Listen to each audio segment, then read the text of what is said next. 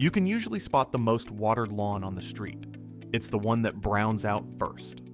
Every summer, it's the same story. The houses running a sprinkler every single morning end up with the most fragile grass on the block, going crispy and patchy by mid-July, no matter how much they pour on. Japanese households deal with summers just as hot, often hotter, and their lawns hold deep green on a fraction of the water. Without a daily sprinkler, without a smart timer, without a single bag of quick green. What they figured out is almost backward. The more you water a lawn from the top, the weaker it gets underneath. And once you see why, you will never run that sprinkler the same way again. So here's how this goes. First, the 4 reasons a lawn browns out in summer, and the cheap fix for each, so you can green yours back up this week. But that's only half the job, and it's the half everyone already chases. The reason your lawn browns out again next July is that nobody fixes what's happening underneath. So once it's green, I'll show you the Japanese system that keeps it that way, on less water, season after season, so you stop fighting the same brown patches with the same sprinkler every summer. The 4 fixes are the easy part. What makes them last is the thing almost no one does. Start with the most common one, because it's probably the patch you're staring at right now. By mid-July, the sunniest stretch goes pale, then straw-colored, in irregular blotches, while the grass between your feet still looks fine. So you do the obvious thing. Longer cycles, an extra evening run, a second sprinkler dragged to the dry corner. It looks better for a day. Then the patches come back, a little wider than before. Here's what the hose never tells you. That browning is almost never thirst. A lawn watered a little every morning learns that every drop it gets sits in the top inch of soil. So that's the only place it bothers to put roots. Short, shallow roots, parked in the exact layer that bakes off the moment a heat wave lands. You didn't grow a thirsty lawn. You grew a shallow one quick sprinkle at a time. Japanese watering runs on the opposite instinct. Soak deep, then make the lawn wait. Instead of 10 minutes every morning, you give it one long, slow drink that reaches about 6 inches down, then leave it alone until it actually asks for more. Roots chase water, send it deep, and the roots follow, and a deep-rooted lawn rides out a brutal week that turns a shallow one to straw. Switching costs nothing. Same hose, fewer runs. To check your depth, push a long screwdriver into the soil an hour after watering. To check your depth, push a long screwdriver into the soil an hour after watering. If it slides easily to 6 inches, you hit it. Most lawns hold green on about an inch of water a week, in 1 or 2 deep soaks instead of 7 shallow ones. Less water, set deeper, doing far more. Now for a subtler one, most people never connect to their watering. The lawn looks great first thing in the morning, lush right after the sprinkler. By 2 or 3 in the afternoon, it's gone dull and limp, blades folding in the heat. By evening, it perks back up, so you shrug and blame the sun. The sun is real, but it isn't the problem. The problem is when you water. The sprinkler runs at noon, or you catch the lawn looking sad at midday and give it a panic soak. Half that water never reaches the roots. It evaporates off the hot blades and warm soil before the grass can drink it, so you pay for the whole run and the lawn gets a fraction. Water in the evening, and you dodge the heat, but the grass sits wet and cool in the dark for hours, which is its own standing invitation to lawn disease. One window beats both, and Japanese garden routine has leaned on it for a long time. You water early in the cool hush before the day heats up, roughly 4 to 8 in the morning. The air is still, almost nothing evaporates, and the lawn drinks deep while the soil is cool. The rising sun dries the blades through the morning, so the grass goes into the hot afternoon, fully watered, and into the night dry. Same water, same lawn. Move it before sunrise, and more of every drop reaches the roots, so you can water less often and stay green. A cheap hose timer set for 5 in the morning does it while you sleep, and that afternoon, wilt stops being a daily event. Quick one while we're here. Tell me in the comments what time you currently run your sprinkler. I'd bet most of you are in the worst possible window, and were never told otherwise. And if you want the full one-page watering routine written out, it's linked below, free. That's the only time I'll mention it, so back to the lawn. Now, let me say something clearly about mowing height, because the internet is full of bad advice on this one. Somewhere along the way, people decided a short lawn is a neat lawn. Cut it close, like a golf green, and you look tidy and mow less often. So, out comes the mower on its lowest setting, heading into the hottest stretch of the year. Then, it fries.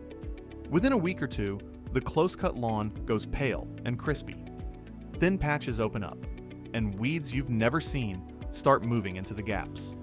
You water harder to rescue it, which we've already covered is the wrong problem. Here's what scalping actually does. Grass blades are the lawn's own shade. Cut them to nothing, and you expose bare soil to direct summer sun, and that surface can climb to genuinely punishing temperatures. Hot, exposed soil dries fast, cooks the shallow roots beneath it, and bakes open the seams where weed seeds germinate. That buzz cut doesn't keep the lawn tidy for long. It tears the lawn's own sunshade off at the worst possible time of year. The Japanese instinct in the garden runs the other way. Restraint over force. Take a little, not a lot. On a lawn, that means raising the mower, not lowering it. Most lawns hold up best around 3 inches or taller through summer. And the rule that protects you is simple. Never take off more than 1/3 of the blade in one pass.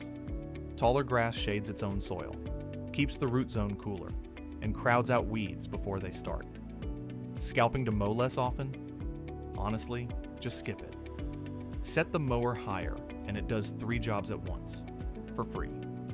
Last of the 4, and it's the one people blame on everything, except the real cause. You water, and instead of soaking in, it sheets off toward the sidewalk or pools in shiny puddles long after the sprinkler stops. Either way, the grass stays thirsty, while the water goes everywhere it isn't wanted. So, you decide your soil is bad and water even longer to force something through. 9 times out of 10, the soil itself is fine. The problem is compaction. Years of foot traffic, mowing, and rain have pressed the soil particles tight together, and water can't push through packed earth any faster than through a brick, so it runs off or sits on top. Your roots are sealed under a lid, and no amount of extra watering gets past it. None of that is in the average lawn tutorial, which just tells you to water more. The fix is almost embarrassingly low-tech. You open the soil back up so it can breathe and drink. On a small lawn, a garden fork is all you need. Drive it in, rock it back, pull it out, every few inches across the lawn. Those channels let water, air, and roots travel straight down. Then comes the part Japanese gardeners have done for generations: top dressing, or mitsuchi. You spread a thin 1/4-inch layer of compost over the lawn and work it into the holes. It feeds the soil, helps the ground hold moisture like a sponge instead of shedding it, and over a season turns hard, hungry dirt into soil that accepts water. A garden fork you may already own, and a bag of compost runs about $10 to $15. Aerate and top dress once or twice a year, and the runoff doesn't come back. The water finally goes where you've been trying to send it all along. Down. So that's the green it up half. Fix those 4 things and your lawn comes back, faster than you'd expect. But if all you do is the 4 fixes, you'll be right back here next July running the same checklist because you treated 4 symptoms and never touched the thing underneath them. Now, we get to the part that actually deserves the word Japanese, and the reason these lawns stay green on a fraction of the water, year after year, without anyone fighting for it. Go back and look at those 4 fixes side by side. Water deep and wait. Water before sunrise. Mow higher. Open and feed the soil. They look like 4 separate tips. They're not. They're 4 pressures pushing in the same single direction, and once you see it, you can't unsee it. Every one of them drives the lawn to root deeper. Deep watering pulls roots down. Higher mowing grows more blade, and more blade grows more root. Aerating and top dressing give those roots soft, rich, moisture-holding soil to grow into. You're not running 4 tricks, you're building one thing: a deep, self-reliant root system in living soil that holds water like a reservoir. And that's the whole secret, the line worth keeping. A green lawn in August isn't about how much water you pour on top. It's about how deep the roots go underneath. A shallow-rooted lawn lives off whatever you sprinkled this morning, so the day you stop, it browns. A deep-rooted lawn in good soil draws on a reserve inches down. Water still there days after the last drink. One depends on you and your hose every day.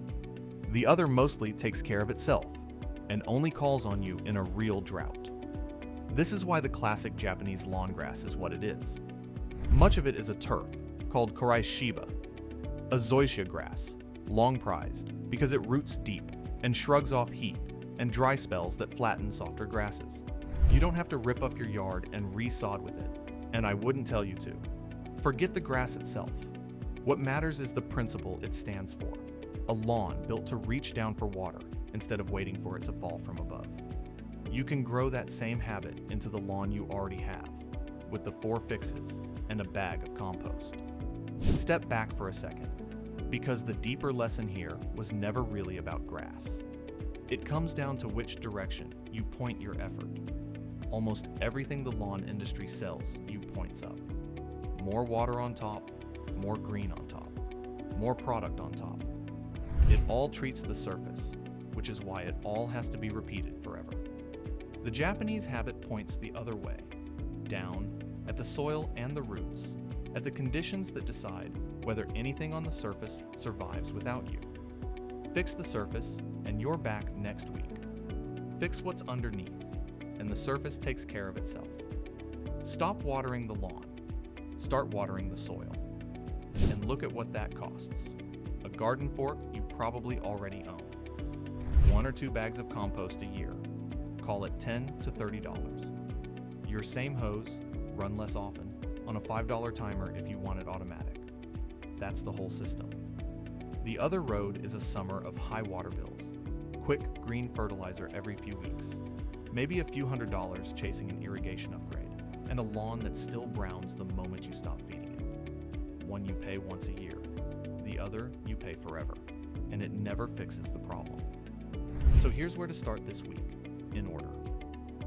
First, tonight, set your watering for 1 long soak before sunrise, around 5 in the morning instead of a daily sprinkle. Second, next time you mow, raise the blade to leave the grass around 3 inches tall and never cut more than 1/3 at once. Third, this weekend, take a garden fork to the worst patch, the spot that pools or runs off, and work a thin layer of compost into the holes. That's it.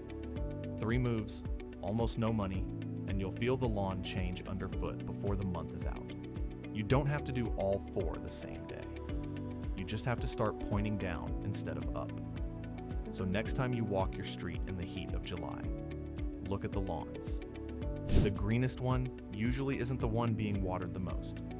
More often, it's the one whose owner figured out that the work happens underneath, that a lawn you've taught to reach down for water mostly stops needing you to bring it. 4 fixes to green it up. 1 principle to keep it that way. Point your effort down, not up. If this changed how you think about that sprinkler, tell me in the comments which of the 4 you're fixing first. I read them. And if you want the rest of the system as we build it out, subscribe, because next time we're staying in the yard and going after what moves into a struggling lawn the second it thins out: weeds. The Japanese method to clear them out for good. No weed and feed, no spraying. I'll see you in that one.